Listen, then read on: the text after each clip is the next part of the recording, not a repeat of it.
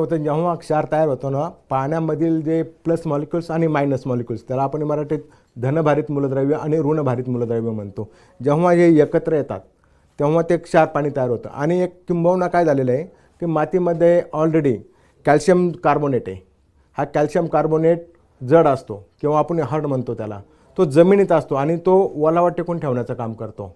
पण आता आपण काय केलेलं आहे शेतकरीने वगैरे का शेतीला पाणी देण्यासाठी तो कॅल्शियम कार्बोनेट विहिरीद्वारे किंवा बोरवेल वगैरे घेऊन तो वर आणला आणि तो पिकांना दिला.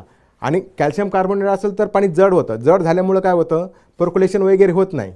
मग तो वर आणल्यानंतर तो वनस्पतीला दिल्यानंतर ते पाणी पर्क्युलेट होत नाही, त्यामुळं जमीन हार्ड होत चालते. आपण त्याला क्षारयुक्त जमीन म्हणतो. तो क्षार आहे तो पाण्याच्या वरती येतो, त्यामुळं पाणी पर्क्युलेशन होत नाही. मग ते पर्क्युलेशन न झाल्यामुळं काय होतं, जमीन चिकट होते. जमीन चिकट झाल्यानंतर जे मुळं वगैरे असतात ते चोक होतात. म्हणजे थोडक्यात पांढरे जे रूट असतात ते पांढऱ्या मुळावरती क्षारांचं असं आवरण तयार होतं. ते आवरण तयार झालं का तुमच्या त्या व्हाईट रूट ब्लॉक होतात, त्यामुळे ती जमीन आपण त्याला क्षारपट म्हणतो. पण क्षार पाणी म्हणजे नेमके काय, जेव्हा दोन मूलद्रव्य, एक धनभारित मूलद्रव्य एक ऋणभारित मूलद्रव्य, या जेव्हा दोन्ही एकत्र आले का तो क्षार तयार होतो. फॉर एक्झाम्पल द्यायचं म्हटलं तर कॅल्शियम कार्बोनेट. आता एक कॅल्शियम हे अन्नद्रव्य आहे, पण याच्याबरोबर कार्बोनेट ॲड झाला का तो क्षार तयार होतो. कॅल्शियम तर गरजेचा, पण कॅल्शियम कार्बोनेट डेंजरस आहे. आणि कॅल्शियम कार्बोनेट हाच हार्डनेस वाढवतो. आणि कॅल्शियम कार्बोनेट जर असेल तर पाण्याचा pH वगैरे वाढतो.